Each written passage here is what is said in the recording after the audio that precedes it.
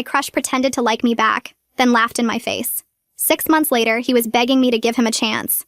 I liked Nico for almost 2 years before I worked up the courage to tell him. We were in the same friend group all through junior and senior year of high school.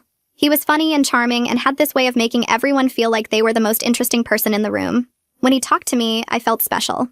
When he remembered small details about my life, I thought it meant something. When he started texting me more often, asking to hang out just the two of us, I convinced myself he felt the same way. I was 17 and stupid and believed what I wanted to believe. I told him at a party the summer after graduation, pulled him aside, hands shaking, heart pounding, and said I'd liked him for a long time and wondered if he might feel the same way. He smiled, said he'd been waiting for me to say something, said he liked me too and had for months, said he didn't want to ruin our friendship by making the first move, but he was so happy I'd been brave enough to do it. I could barely breathe. This was everything I'd wanted. He asked if he could kiss me. I said yes. It was my first kiss, and for about 30 seconds, it was perfect. Then I heard the laughter. His friends were standing at the back door watching us. One of them was bent over laughing so hard he could barely stand. Another was slow clapping. Nico pulled away from me with this grin on his face that I'll never forget. He turned to his friends and said, I told you she'd fall for it. They'd made a bet.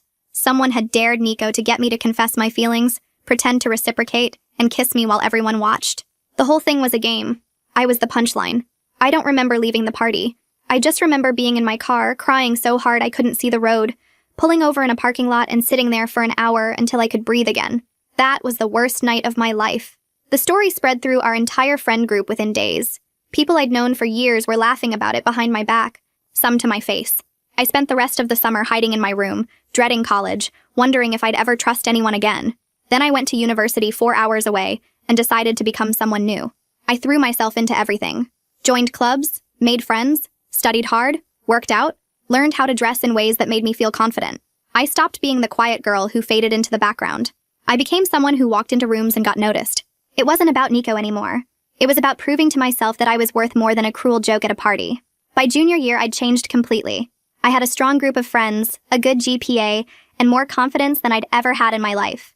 I dated a few people, nothing serious, but enough to know that I was capable of being wanted for real. I barely thought about high school anymore. Then Nico showed up at my college.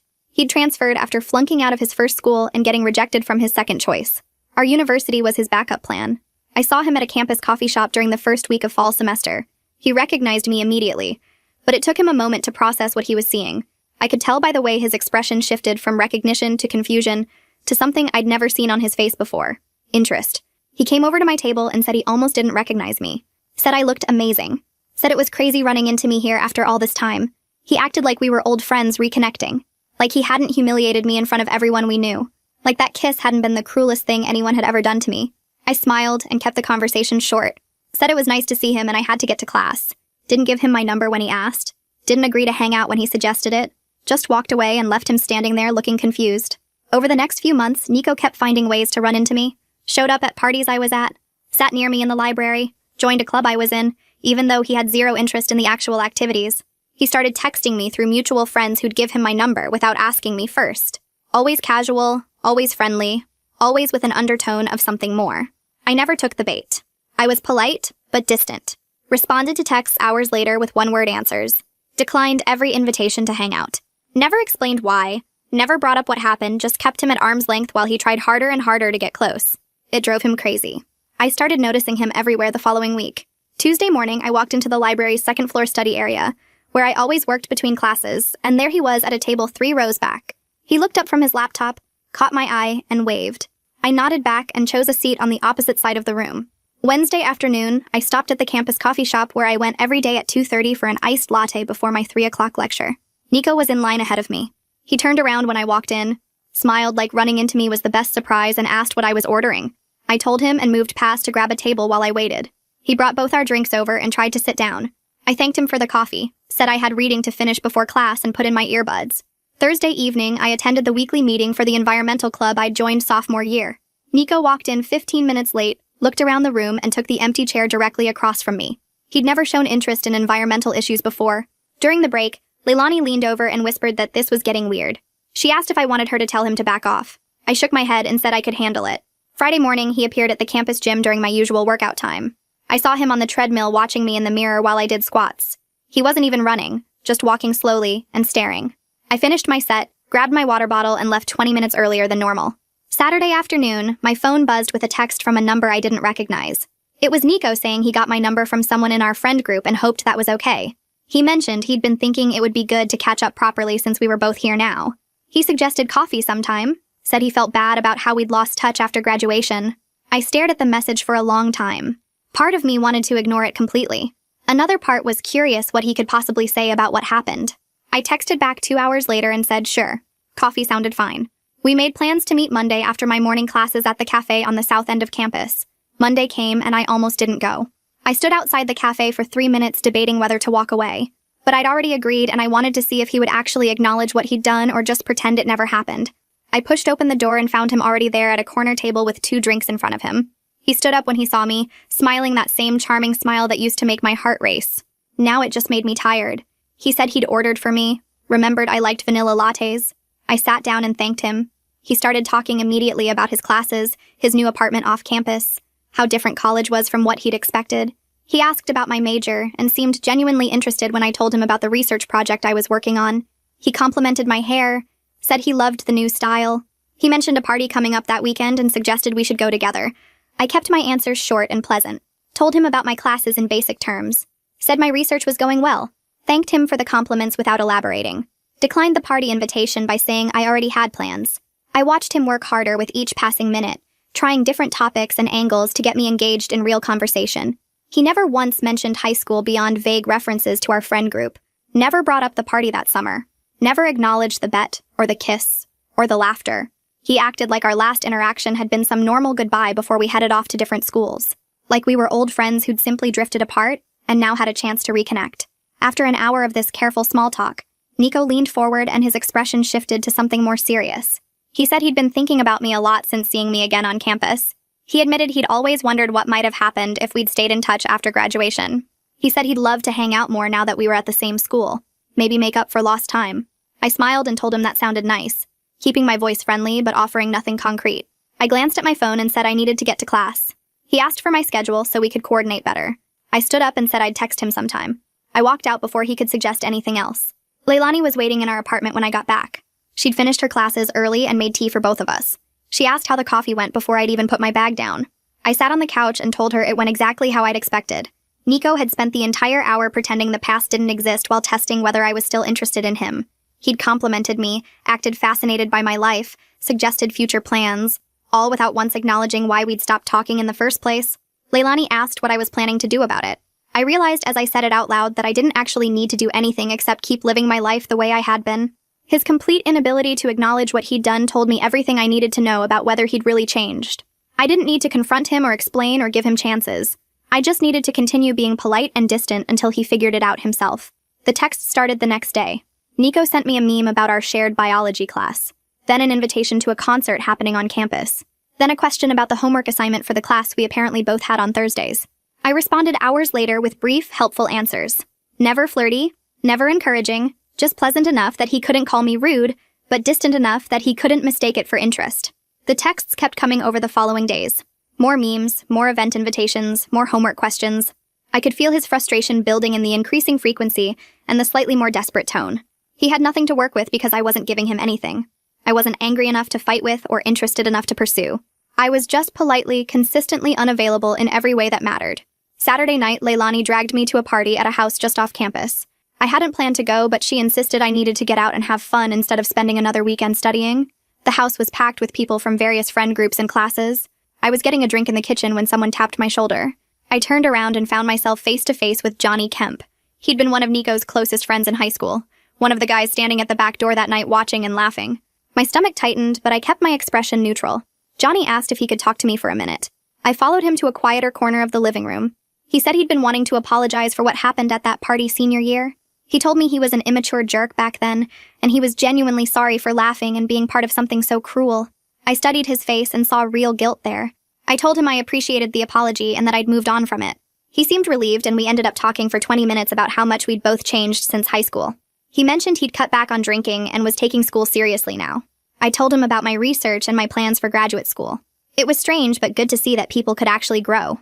Before he left to find his friends, Johnny said something that stuck with me. He mentioned that Nico talked about me constantly these days, always trying to figure out why I was being so distant with him. Johnny said Nico seemed genuinely confused about why I wouldn't give him a real chance, like he couldn't understand that his past behavior might have actual consequences. I thanked Johnny for the information but didn't elaborate on my plans or feelings. I kept my cards close and changed the subject. We said goodbye, and I went to find Leilani. Monday, after my engineering study group, Rocco Bowman walked me back toward my apartment building. We'd been casually seeing each other for about a month. Nothing serious, but nice and easy and comfortable. He was smart and kind and treated me like I mattered. Halfway across campus, he asked if there was history between me and the guy who kept showing up wherever I was. I'd noticed Nico at the library again that morning, sitting close enough to watch me but far enough to claim coincidence. I gave Rocco the basic story without too much detail. Told him about the bet and the kiss and the humiliation. Told him Nico had transferred here and was now trying to reconnect like nothing had happened. Rocco listened without interrupting, and his response was simple. He said I deserved way better than someone who would treat me like that. He said he wasn't worried because he could tell I wasn't interested in Nico at all. The next day, after our shared Thursday class, I was talking with Rocco outside the building about the upcoming exam. I saw Nico walking toward us from across the quad. His expression shifted when he saw Rocco standing close to me, laughing at something I'd said. Nico's smile faltered, and something that looked like jealousy crossed his face before he caught himself. The next afternoon, Nico texted asking if I wanted to study together for the biology exam. When I said I already had a study group, he asked directly if Rocco and I were dating. He tried to sound casual, but I could read the tension in his words. I texted back that we were seeing each other casually. Nothing too serious. I watched the 3 dots appear and disappear several times before his response finally came through saying that was cool and he hoped I was happy. I could picture him staring at his phone, processing this new information with visible discomfort, realizing he wasn't the only option anymore. A few days later, Nico texted asking if I wanted to come to a small gathering at his apartment that Friday. He mentioned some mutual friends from high school would be there, people who'd also ended up at our university. I almost said no automatically, but then he mentioned Faye would be coming.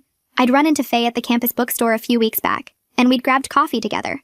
She was different from how I remembered her in high school, more genuine and less concerned with what everyone else thought. We'd talked for 2 hours about our classes and our plans after graduation, and I'd actually enjoyed it. So I texted back saying I'd stop by for a bit. Friday evening, I showed up at Nico's apartment around 8. The place was small but clean, with mismatched furniture that looked like it came from different thrift stores. About 15 people were scattered around the living room and kitchen, most of them faces I recognized from high school, but hadn't really kept in touch with. Nico opened the door and his whole face lit up when he saw me. He touched my arm lightly as I walked past him into the apartment, guiding me toward where everyone was gathered. I moved away from his hand smoothly and headed straight for where Faye was standing by the kitchen counter. Faye hugged me and immediately started telling me about her disastrous chemistry lab from earlier that week. We fell into easy conversation while Nico hovered nearby, clearly waiting for an opening to join us. Every time there was a pause in our discussion, he'd try to steer the conversation towards something that included him, or suggest we all move to the couch where there was more room. I kept turning back to Faye, asking her another question or bringing up a new topic. After about 20 minutes of this, Nico gave up and went to talk to some guys near the TV. I grabbed a soda from the cooler and settled onto the arm of the couch next to Faye. We talked about her roommate drama and my research project and the terrible dining hall food. Other people drifted in and out of our conversation. Nico kept glancing over at me from across the room. At one point, he brought over a bowl of chips and set it on the coffee table right in front of where I was sitting, using it as an excuse to ask if I was having a good time. I told him it was nice seeing everyone again, and turned back to Faye before he could continue. Around 9:30, Faye touched my elbow and nodded toward the small balcony off the living room. We stepped outside into the cool night air. The balcony was barely big enough for 2 people, with a rusty metal railing and a view of the parking lot. Faye leaned against the railing and looked at me carefully. She said she'd heard about what happened at that party senior year. My stomach tightened, but I kept my expression neutral. She continued quickly, explaining she wasn't there that night, but she'd heard the story later from someone else. She said she thought it was really cruel what Nico and his friends did. I took a sip of my soda to give myself a second before responding. Faye asked if I was okay being around him now, if it bothered me to see him at the school and come to his apartment. I appreciated that she asked directly instead of dancing around it. I told her I was completely fine, that I wasn't the same person I was in high school and he couldn't hurt me anymore. I explained that I'd built a whole new life here, and what happened back then didn't have power over me now. Faye studied my face like she was trying to determine if I was telling the truth or just being brave. I must have been convincing because she relaxed and said she was glad, that she'd been worried about bringing it up, but wanted to make sure I was okay. We talked for a few more minutes about other things, lighter topics, before heading back inside. The apartment felt warmer after the cool air outside. I noticed Nico watching us come back in, and within minutes he was making his way over. Someone had turned up the music and a few people were laughing loudly near the kitchen. Nico asked if he could talk to me for a minute and gestured back toward the balcony. Faye gave me a questioning look, but I nodded that it was fine. Nico and I stepped back outside. He closed the sliding door behind us, muffling the noise from the party. The balcony felt even smaller with him standing close to me. He leaned against the railing and ran his hand through his hair, a nervous gesture I remembered from high school. He said he knew we had a weird moment at that party senior year, and he wanted to clear the air about it. I stayed quiet, watching him, curious to see if he would actually acknowledge what he'd done or keep minimizing it. He shifted his weight from one foot to the other. He said everyone was drunk and stupid that night, and things got out of hand with his friends acting immature. I kept my expression neutral, giving him nothing. He continued, saying he felt bad about how it ended and he wished we could move past it, now that we were both more mature. I noticed he never actually said the words, "I'm sorry," or took direct responsibility for orchestrating the whole thing. Instead, he framed it like some mutual awkward situation that just happened to both of us, like we were both victims of his friend's behavior, rather than him being the one who planned it. He said we were different people now, and he hoped we could start fresh. I let the silence sit between us for a few seconds. Then I told him very calmly that I appreciated him bringing it up. I explained that I had moved past it completely, that I wasn't angry or hurt anymore. I said I'd grown a lot since then, and I hoped he had too. Relief washed over his face immediately. He stepped forward like he was going to hug me, arms already starting to lift. I took a smooth step back and suggested we head back inside to rejoin everyone. His arms dropped and he nodded quickly, trying to hide his disappointment. We went back into the apartment and I found Faye again. Nico stayed close for the rest of the night, always within view, always ready to jump into whatever conversation I was having. When I said I needed to leave around 11, he walked me to the door and asked if I'd want to hang out again soon, just the two of us. I gave him a non-committal smile and said maybe, then left before he could pin me down to specific plans. The next 2 weeks were intense. Nico texted me constantly, good morning messages and good night messages and random thoughts throughout the day. He asked me to study together, to grab coffee, to check out a new restaurant off campus. I responded to maybe 1 in every 5 texts. Always friendly but never encouraging. He started showing up at places he knew I'd be. I'd see him at the library during my usual study times, at the campus gym when I went for my morning run, at the student center between my classes. Leilani noticed immediately. She said he was clearly pursuing me hard, and she was impressed by how I was handling it without being mean or leading him on. The club we were both part of announced they were planning a weekend camping trip in the mountains. The president sent out a sign-up sheet during our Wednesday meeting. I added my name without thinking much about it. The next day, Nico texted asking if I was going on the trip. When I said yes, he said he'd just signed up too and suggested we could carpool together since we were going to the same place anyway. I texted back quickly that I was already riding with Leilani and some other friends. He sent back a thumbs-up emoji, but I could picture his face, the disappointment he was trying to hide. The camping trip was the second weekend of October. Leilani and I drove up with 2 other girls from the club, our car packed with sleeping bags and coolers and camping chairs. The campsite was beautiful, surrounded by tall pine trees with a clear stream running nearby. About 20 people from the club came on the trip.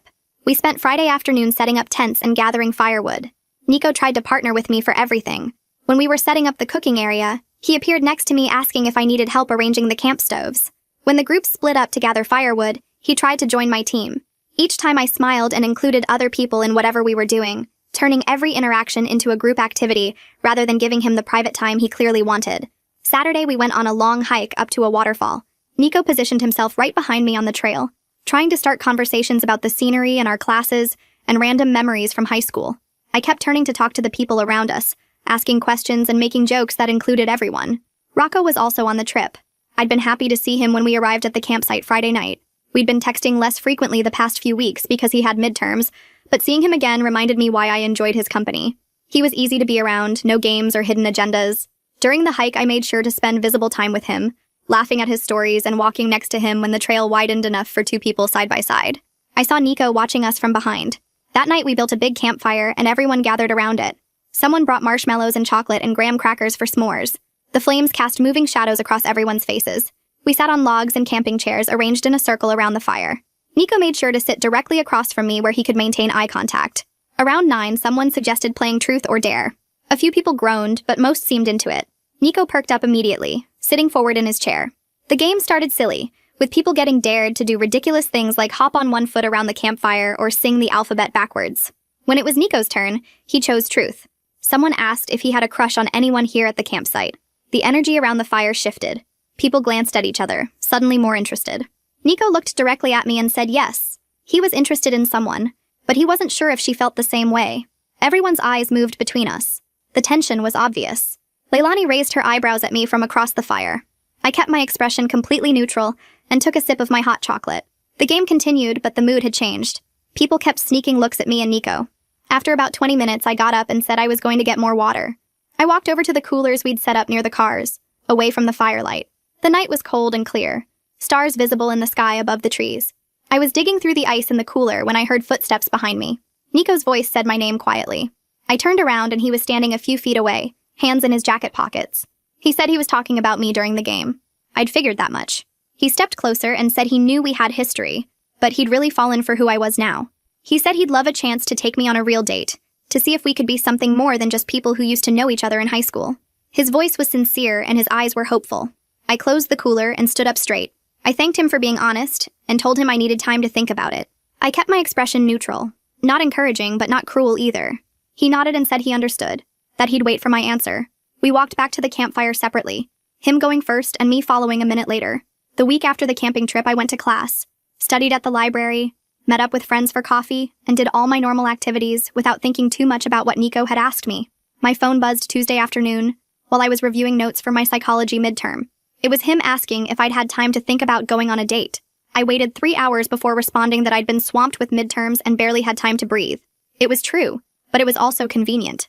Wednesday evening, Leilani came back to our apartment after her shift at the campus bookstore and found me sitting on the couch with my laptop open to a study guide I wasn't actually reading. She dropped her bag by the door and asked what was going on with me. I told her I didn't know what to do about Nico. She sat down next to me and asked what I was leaning toward. I admitted part of me wanted to sit down with him and have a real conversation about what happened, get some kind of closure or understanding.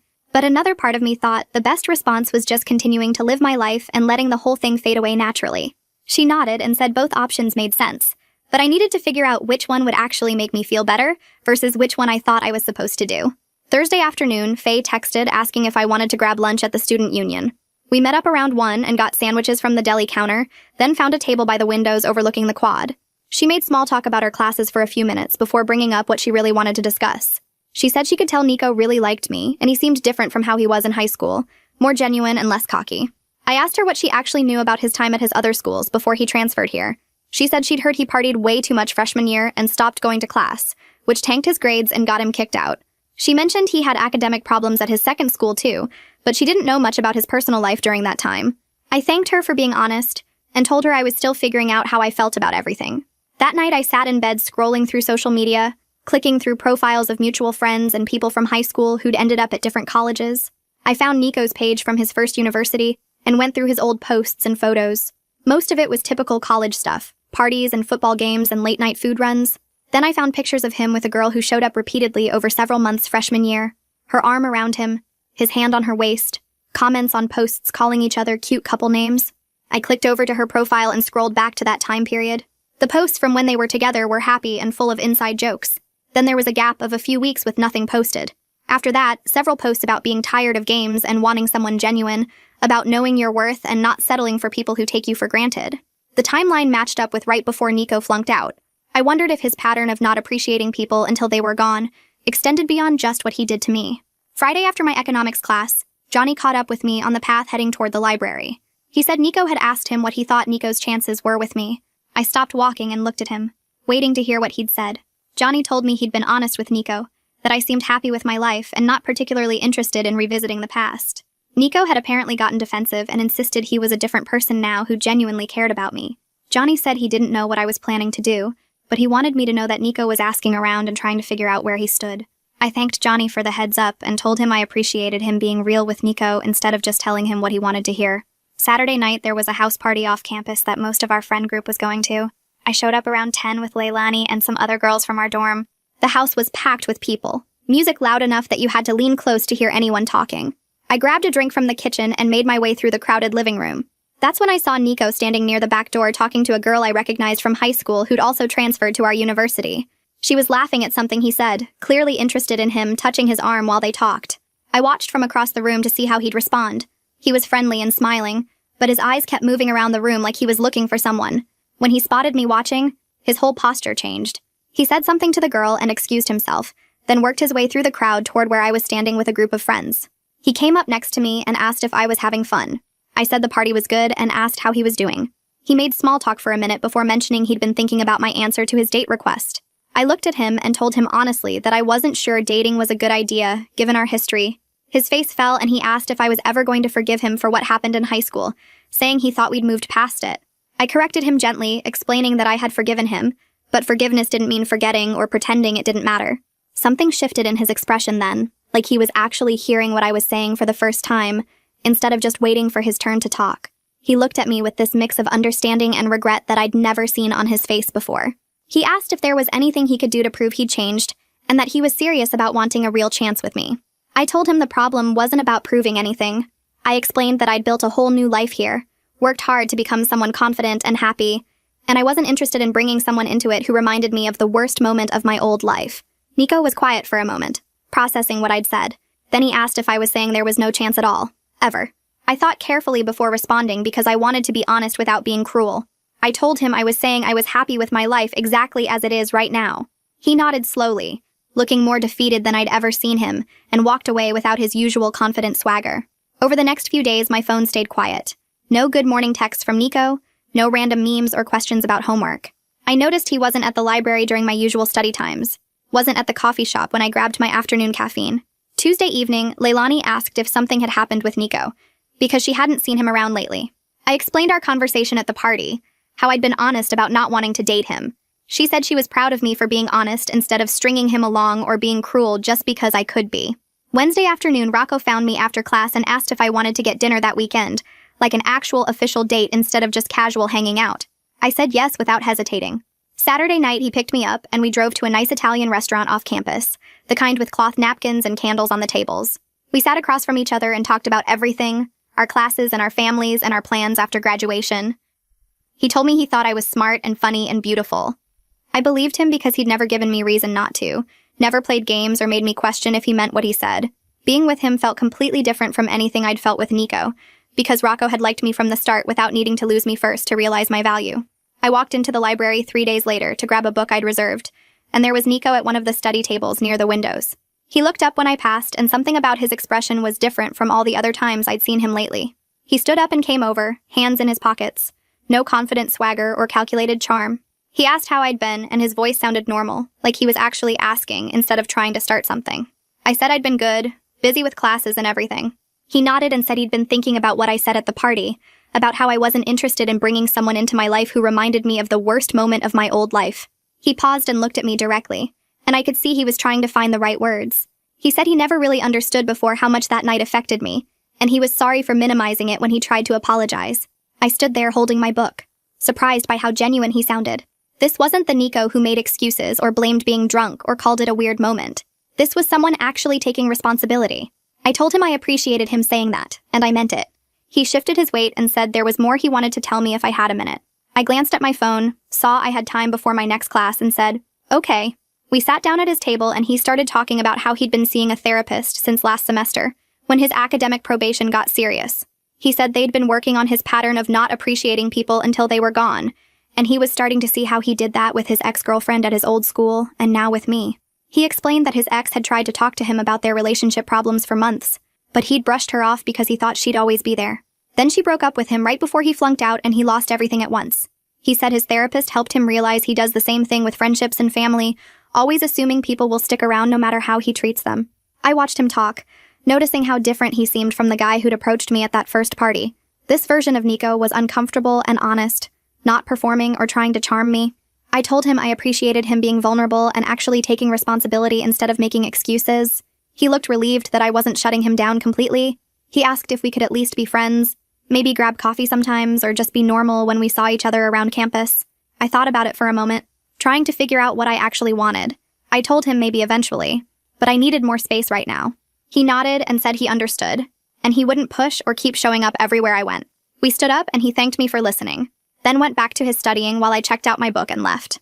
The next few weeks passed with barely any contact between Nico and me. He kept his word about giving me space. I didn't see him at my usual coffee shop or study spots, didn't get random texts about homework or campus events. It felt strange at first, like something was missing from my routine, but then I realized I'd gotten used to his constant presence without noticing. Without that underlying tension of avoiding him or managing his attempts to get close, I felt lighter somehow. Rocco and I were getting more serious, going on actual dates instead of just casual hangouts, talking about our plans for after graduation, making plans for spring break together. I was genuinely happy without any of the anxiety or second-guessing I'd felt in high school when I'd liked Nico. Leilani noticed the change when we were getting ready to go out one Friday night. She said I seemed lighter lately, like I'd finally let go of something I didn't realize I was still carrying. I asked what she meant, and she explained that for months I'd been carrying this awareness of Nico, this need to maintain my distance and protect myself. Now I just seemed free of it, like it wasn't taking up space in my head anymore. I realized she was right. I'd stopped thinking about Nico constantly, stopped planning how to avoid him or what I'd say if he approached me. He'd become background noise instead of the main event. Faye grabbed me after our shared psychology class the following week and pulled me aside in the hallway. She said she'd heard through mutual friends that Nico had been keeping to himself more, focusing on his grades after almost losing his spot at this school too. Apparently, his advisor had given him a serious warning about his GPA, and he'd actually started showing up to all his classes and doing the work. She said he seemed different when she'd run into him at the student center, less cocky and more genuine, more willing to admit when he didn't understand something instead of pretending he knew everything. She wondered out loud if losing his chance with me actually taught him something real. I told her I hoped so, for his sake, but it wasn't really my concern anymore. She looked at me with this knowing smile and said that was exactly the right answer. She said when someone becomes not your concern anymore, that's when you know you've really moved on. I thought about that as I walked to my next class, realizing she was absolutely right. I didn't need Nico to suffer or fail. I didn't need him to pine after me forever. I just needed him to be irrelevant to my life, and he finally was. The club meeting that Thursday was focused on our semester projects, and Nico was scheduled to present his research on community development initiatives. I'll admit I was curious to see what he'd put together, remembering how he'd joined this club just to be around me and hadn't seemed interested in the actual work. He stood up at the front of the room with his laptop connected to the projector, and I prepared myself for something half-done or poorly researched. Instead, he delivered a really thoughtful presentation about affordable housing programs in college towns, with actual data and case studies and practical suggestions for our campus community. He'd clearly spent serious time on this project, and his passion for the topic seemed genuine. When he finished, several people asked questions, and he answered them confidently, without being arrogant about it. After the meeting ended, I walked over to where he was packing up his materials. I told him his presentation was really good, that I was impressed by how much work he'd put into it. He looked up and smiled, and it was different from any smile I'd seen on his face before. It seemed genuinely happy for the compliment rather than seeing it as an opening to push for more. He thanked me and said the project had actually made him think about what he wanted to do after graduation, maybe something in urban planning or community development. We chatted briefly about the research he'd done and the organizations he'd contacted. It felt almost normal, like we could maybe be casual acquaintances someday who could have a conversation without all the weight of our history crushing every interaction. Johnny found me in the campus dining hall the next week while I was grabbing lunch between classes. He sat down across from me with his tray and asked if I'd noticed that Nico seemed different lately. I said I'd noticed he was keeping to himself more and seemed more focused on the school. Johnny nodded and said Nico had been a better friend lately too, more reliable and less self-centered, actually showing up when he said he would instead of flaking for something better. He said Nico had apologized to him for being a bad friend freshman and sophomore year, for only calling when he needed something or wanted to party. Johnny told me he thought getting rejected by me was a wake-up call that Nico needed, someone finally holding him accountable for his behavior instead of just going along with whatever he wanted. I appreciated Johnny saying that, but I told him I was glad Nico was growing and becoming a better person. But his growth journey wasn't my responsibility or my concern.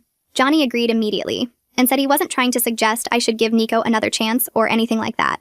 He just wanted me to know that my decision to protect yourself and maintain your boundaries had actually helped more people than just me. Their whole friend group had started being more honest with each other and calling out bad behavior instead of laughing it off.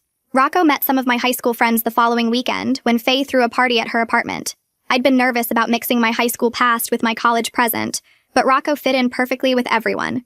He was friendly and funny, asked good questions, seemed genuinely interested in getting to know the people who were important to me. Faye pulled me aside while Rocco was deep in conversation with some other people about engineering programs.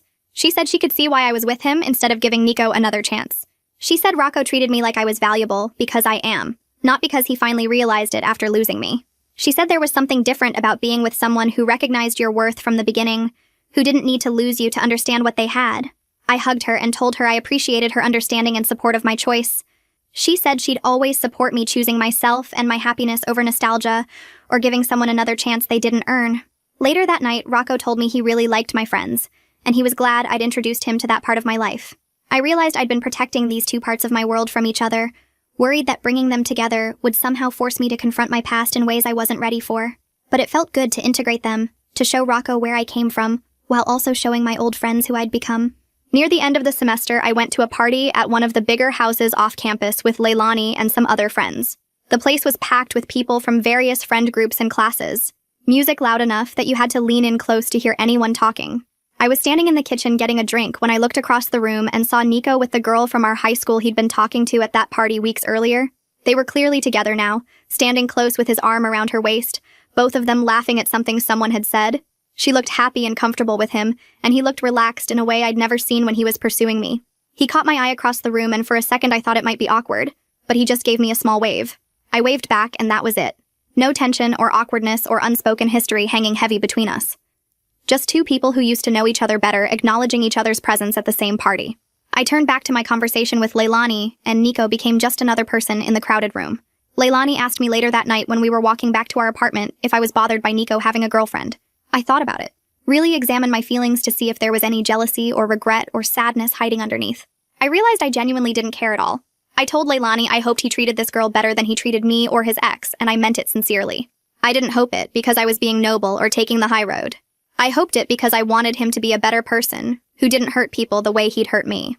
Leilani said that's how she knew I'd really moved on, when I could wish him well without needing anything from him.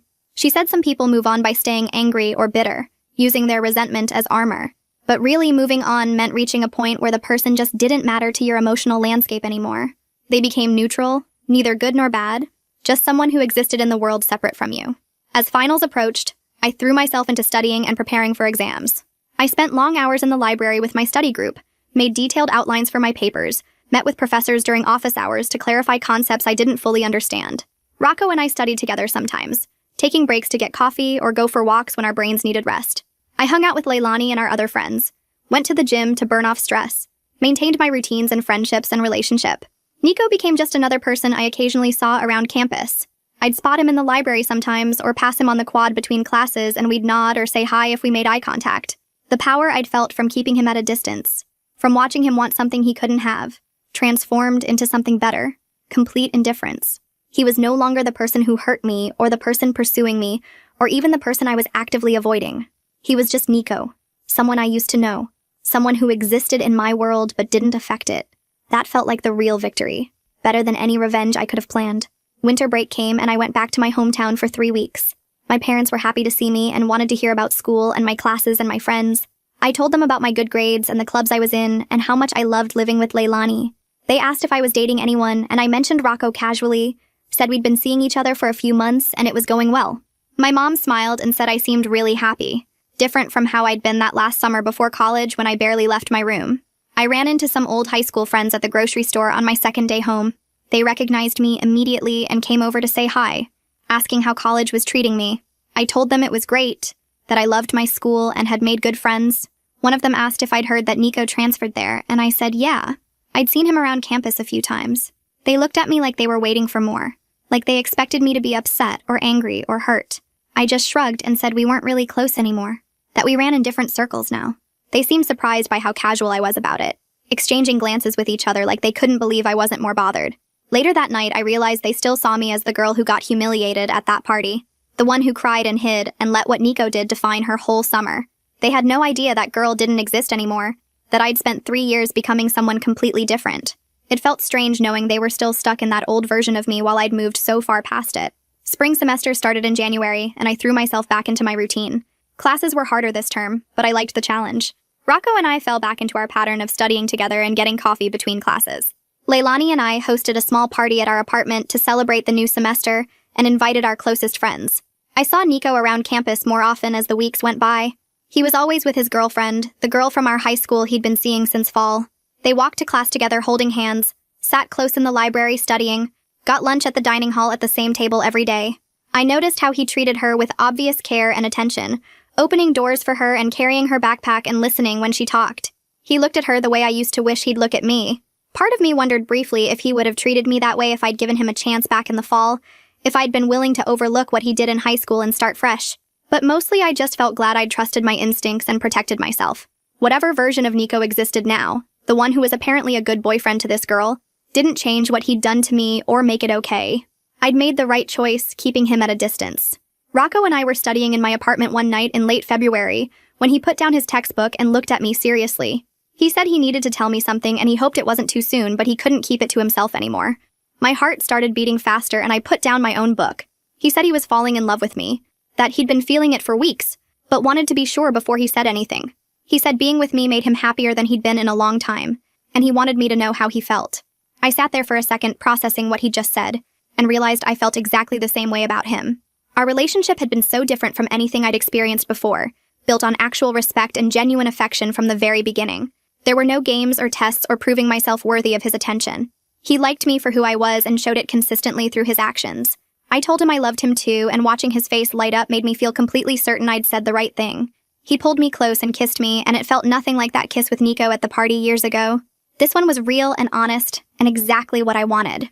We stayed up late that night talking about our future, making plans for the summer and senior year, imagining what might come after graduation. Everything felt right and easy and good. The campus activities board put on a big spring festival in March with food trucks and live music and games set up all over the quad. I went with Leilani and some other friends, wandering between the different booths and eating too much fried food. Rocco was working a shift at his campus job but planned to meet us later. I was waiting in line for lemonade when someone tapped my shoulder. I turned around and saw a pretty brunette girl I didn't recognize smiling at me. She introduced herself as Nico's girlfriend and said she'd heard we knew each other from high school. I was surprised but recovered quickly and introduced myself properly. She was sweet and friendly, asking about my major and what classes I was taking this semester. We chatted for a few minutes about campus life and professors we both had. She mentioned she was thinking about joining one of the clubs I was in and asked if I'd recommend it. I told her honestly that I loved it and she should definitely come to the next meeting. I could tell from the way she brought up high school that Nico had probably told her something about our history, but she didn't ask any direct questions, and I didn't volunteer any information. We talked about normal things like homework and the festival and plans for summer break. After a few minutes, she said it was nice meeting me and headed back toward where Nico was waiting by one of the food trucks.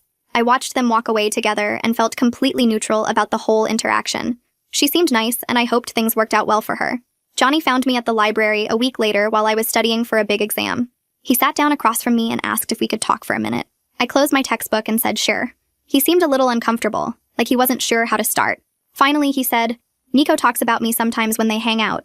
Not in a weird way, but just mentioning me as someone who taught him an important lesson." Johnny said Nico credits not getting a chance with me as the push he needed to actually change his behavior and become a better person. He said Nico tells people I was right to reject him and he deserved it for what he did. I listened to all this, and then told Johnny I appreciated him sharing that information. I said I was glad Nico learned something from the experience and seemed to be growing up, but I also made it clear that I didn't reject Nico to teach him a lesson or help him become better. I did it to protect myself from someone who had hurt me badly, and showed no real understanding of why that mattered. If Nico's growth was a side effect of my self-protection, that was fine, but it wasn't my goal or my responsibility. Johnny nodded and said he understood completely. He said he respected how I handled everything, and he was sorry again for his part in what happened at that party. We talked for a few more minutes about other things, and then he left me to study. As spring semester moved forward, I barely thought about Nico except when I occasionally saw him around campus. My days were full of good things that had nothing to do with him. Rocco and I were solid and happy, spending most of our free time together and making plans for our future. My friendships with Leilani and my other close friends felt strong and supportive. My grades were good, and I was doing well in all my classes. I had genuine confidence now that came from within myself, not from anyone else's validation or approval. The girl who cried in her car after that party felt like a completely different person, someone I used to be but couldn't fully remember being. I'd worked so hard to build this new version of myself, and I was proud of who I'd become. Sometimes I'd catch a glimpse of Nico across the quad or in the dining hall and feel absolutely nothing. No anger, no hurt, no curiosity about what might have been. He was just another student at my school, someone who existed in my world but didn't affect it in any meaningful way. That indifference felt like the ultimate victory, better than any revenge I could have planned or executed. He didn't matter to me anymore, and that was exactly how I wanted it. Leilani and I were having dinner at our apartment one night in April, when she brought up how much we'd both grown during our time in college. She talked about coming here as a freshman, feeling lost and unsure of herself, and how different she felt now as we approached senior year. I mentioned how handling the Nico situation taught me that I don't owe anyone access to me, even if they claim they've changed or want another chance. I said learning to set that boundary clearly and stick to it without guilt was one of the most important lessons I'd learned. Leilani got quiet for a second, and then said, watching me do that helped her set boundaries in her own life. She said seeing me refuse to compromise my self-respect or let someone back in just because they wanted, it showed her she could do the same thing. She mentioned a guy she'd been seeing freshman year who treated her badly and how she used to make excuses for him and give him chance after chance. But after watching how I handled Nico, she realized she deserved better and ended things. I felt proud hearing that my experience could help someone else, especially someone I cared about as much as Leilani. We talked for hours that night about growth and change and becoming the people we wanted to be. The club I was active in held an awards ceremony near the end of the school year to recognize members who'd contributed the most. I knew I was getting an award because the president had told me ahead of time, but I was surprised to see Nico's name on the list too. The ceremony was nice, held in one of the campus event spaces with refreshments and a small crowd of members and their friends. When they called my name, I went up and was accepted my award, thanking everyone for a great year. A few awards later, they called Nico's name, and he went up looking genuinely pleased. After the ceremony ended, people mingled and congratulated each other. Nico came over to where I was standing with some friends and congratulated me on my award. I congratulated him back, and we stood there for a moment in comfortable silence. Then he said he was genuinely glad we ended up at the same school because it forced him to grow up and face what he'd done. He said he knew I didn't owe him anything, but he wanted me to know he appreciated how I handled everything. I thanked him for saying that and told him I was glad things seemed to be going well for him. We talked for another minute about summer plans and then went our separate ways. It felt like a good ending to that chapter, polite and respectful without any lingering tension. Rocco and I made plans to stay in the same city over the summer instead of going home. We both found internships in our fields and decided to get an apartment together for senior year. Sitting in his dorm room looking at apartment listings online, I thought about how much my life had changed since that awful night at the party. I realized Nico was right about one thing when he said running into me at college was crazy, but not in the way he meant it. It was crazy because it showed me how much I'd grown and how little power he had over me anymore. Seeing him around campus all year, watching him try so hard to get close to me and then finally accepting that it wasn't going to happen, proved to me that I was strong enough to protect myself. I didn't need revenge or closure or an apology to move forward. I just needed to trust myself and build a life I was proud of. Rocco asked what I was thinking about, and I told him I was just happy, that everything felt right. He smiled and pulled me close, and we went back to looking at apartments, planning our future together. Faye invited me to coffee one afternoon in early May. We sat outside at a campus cafe enjoying the warm weather and catching up on end-of-semester stress. She brought up Nico out of nowhere, saying she'd been thinking about how I handled the whole situation with him. She said she was impressed by the grace and strength I showed throughout everything. A lot of people would have either given him another chance out of nostalgia for high school or been openly cruel to him out of revenge for what he did. But I did neither of those things. I just protected myself while letting him be responsible for his own growth. I thought about what she said and realized she was right. I could have made things harder for Nico if I'd wanted to.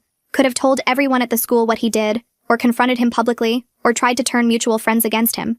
But that wouldn't have made me feel better, or changed what happened. I told Faye I just did what felt right for me, which was setting clear boundaries and sticking to them without being unnecessarily cruel. She said that took real maturity, and she admired how I handled it.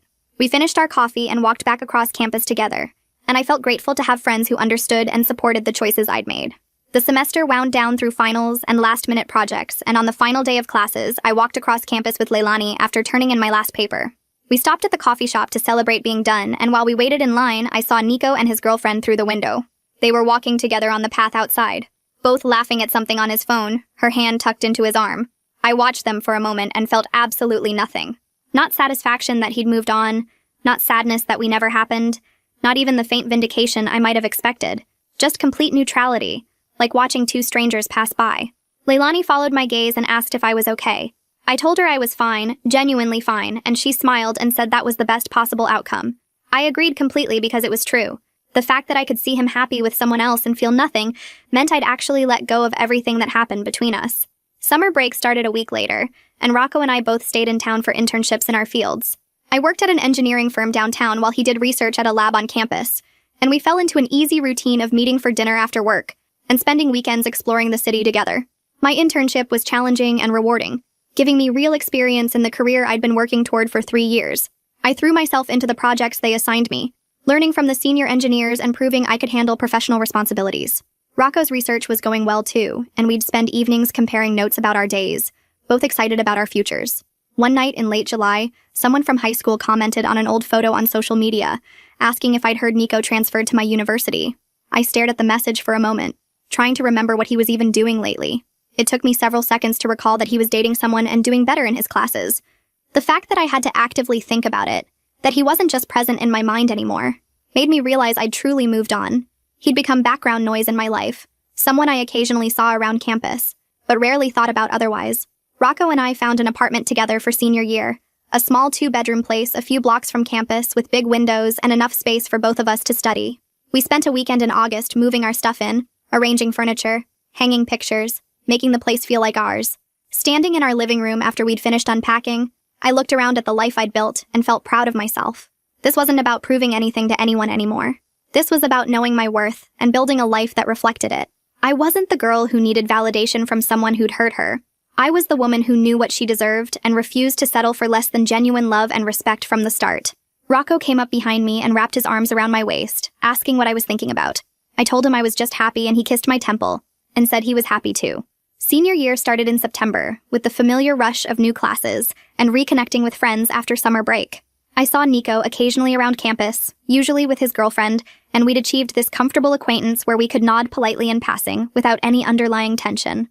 Sometimes we'd exchange brief small talk if we ended up in the same place, asking about classes or mentioning campus events, but it never went deeper than surface-level pleasantries. It was the best possible resolution for us. Not friendship, but not enemies either. Just two people who used to know each other better and had moved on to separate lives. I'd see them studying together in the library or getting coffee between classes, and it didn't bother me at all. They seemed good together, and I was genuinely doing well in my own life, so there was no reason for tension or awkwardness anymore. Johnny found me at the campus center one afternoon in early October and asked if we could talk for a minute. We sat down at one of the tables outside, and he told me he was grateful for how I'd handled everything with Nico. He said watching me set boundaries and stick to them had helped their whole friend group mature and treat people better. Several of them had reached out to people they'd hurt in high school to apologize after seeing Nico face real consequences for his actions. Johnny himself had apologized to 3 different people for things he did senior year, including the girl he'd dated briefly and then ghosted without explanation. He said seeing someone actually hold Nico accountable instead of just forgiving him or getting revenge made them all realize they needed to be better. I told him I appreciated him saying that, but I hadn't done it to teach anyone a lesson. I'd just protected myself and let Nico be responsible for his own growth. Johnny nodded and said that's exactly why it worked, because it was authentic and not performative. The party in late October was at someone's off-campus house, packed with people from various friend groups all mixing together. I was there with Leilani and some other friends, drinking and dancing and having a good time. At some point, someone brought up high school stories, and a guy I didn't know well started telling the story about a bet where someone convinced a girl to confess her feelings as a joke. My stomach dropped for a second, that old familiar anxiety starting to creep in, but before I could decide how to handle it, Nico spoke up from across the room. He said that was the worst thing he'd ever done to someone, and he'd spent years trying to be better because of it. He didn't mention my name or point me out, but he took full responsibility without minimizing what happened or making excuses. He said he was cruel and wrong, and humiliating someone like that for entertainment was something he'd always regret. The room got quiet for a moment, and then someone changed the subject to a different story. I caught Nico's eye across the crowd and gave him a small nod of acknowledgement. Later that night, I found Nico outside on the back porch getting some air. I walked over and thanked him for what he'd said inside. He turned to look at me and said he meant every word of it. Humiliating me was cruel and wrong, and he was genuinely sorry for what he did. Not sorry that I wouldn't give him another chance, not sorry that it didn't work out between us, but sorry for hurting me in the first place. I told him I appreciated the apology, and I could see he was different now from who he was in high school. We didn't need to be friends, probably never would be, but I was glad he was growing into a better person. He asked if I was happy, and I told him yes, I really was. He smiled and said good, that's what mattered. We stood there for another minute in comfortable silence, then went back inside to rejoin our separate groups of friends. As senior year continued through fall and into winter, I focused on my relationship with Rocco, my friendships with Leilani and the others, and my future plans after graduation. I applied to graduate programs and entry-level positions in my field, updated my resume, went to career fairs and networking events. The Nico situation became just a small chapter in my larger college story, not the defining narrative I'd once feared it would be, just one of many experiences that shaped who I became. I'd learned to set boundaries, to trust my instincts, to know my worth and not compromise it for anyone. Those lessons served me well in other areas of my life too, helping me navigate difficult conversations with professors, stand up for myself in group projects, make choices that aligned with my values even when they weren't easy. Spring semester brought warmer weather and a sense of things coming to an end. Rocco and I took walks around campus in the evenings, talking about where we'd end up after graduation, and how we'd make long-distance work if we had to. One night in April, he stopped walking and turned to face me, looking nervous in a way I'd never seen him before. He told me he loved me and wanted to spend his life with me, and then he pulled out a ring and asked me to marry him. I said yes immediately, not even needing to think about it, because being with him felt right in a way nothing else ever had. We celebrated with Leilani and my other friends that weekend, everyone excited and happy for us. As I sat surrounded by people who loved and supported me, I thought about how different my life could have been if I'd given Nico another chance out of nostalgia or insecurity, or some misguided belief that I owed him something. I was so grateful I'd trusted myself and waited for someone who valued me from the beginning, who never made me question whether I was worth loving. Graduation day arrived in May with perfect weather, sunny and warm with a light breeze. I sat with my class in the folding chairs on the lawn, waiting for my name to be called, feeling proud of everything I'd accomplished over 4 years. After the ceremony ended, I found my family and took pictures, then wandered around saying goodbye to classmates and professors. Across the crowd, I saw Nico with his girlfriend and his family, all of them smiling and taking photos too. He caught my eye and I waved back, both of us genuinely friendly. There was no lingering tension or unfinished business between us. No what-ifs or regrets. Just two people who knew each other once and learned their separate lessons and moved on to build good lives. That was the ending I needed, and it was perfect. After the ceremony ended and everyone started moving toward the parking lots with their families, I saw Nico walking toward me through the crowd. His girlfriend was talking to her parents a few yards away, and he had that look on his face that meant he wanted to say something important. I stopped and waited while he approached, my diploma tucked under my arm, Rocco standing beside me with his hand on my back. Nico congratulated me and said he was moving to Seattle for a job, leaving in 2 weeks, probably wouldn't be back this way for a long time. He thanked me for teaching him that actions have consequences and that some things can't be undone just because you want them to be, and his voice was steady and genuine without any of the charm he used to hide behind. I told him I hoped he had a great life out there, and I meant it completely. No bitterness or lingering hurt, just honest hope that he'd be better to the people he met next. He nodded and shook Rocco's hand and walked back to his girlfriend. And that was it. The final conversation we'd probably ever have. Later that afternoon, Leilani and I sat on the steps outside our apartment building with iced coffee, watching people load moving trucks up and down the street. She brought up the Nico situation without me asking. Said it was the first time she'd ever seen me truly stand up for myself, really set a boundary and stick to it no matter how much pressure someone put on me.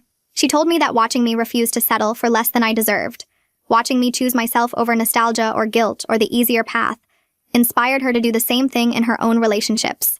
I felt proud hearing that. Knowing my choice to protect myself ended up being an example for someone I loved. Proof that standing firm in your worth can matter beyond just your own life. The next few days I spent packing up my apartment, wrapping dishes in newspaper, and filling boxes with books and clothes, preparing for the move to the city where Rocco and I had both found jobs. I kept thinking about the girl who cried in her car after that party 4 years ago. The one who thought she'd never trust anyone again, never feel confident or wanted or safe. I wished I could go back and tell her she'd be okay, that she'd become strong and sure of herself and loved by someone who deserved her from the very beginning. That revenge isn't about hurting the person who hurt you or making them suffer the way you suffered. Sometimes it's just living well and refusing to let them matter, building a life so good that what they did becomes irrelevant. Rocco and I loaded the last boxes into his car on a sunny morning in late May, the campus mostly empty now, except for summer students and maintenance workers. We drove away together through streets I'd walked for 4 years, past buildings where I'd studied and made friends and became someone new. I realized as we merged onto the highway that I barely remembered what it felt like to want Nico's approval, to care whether he thought I was pretty or interesting or worth his time.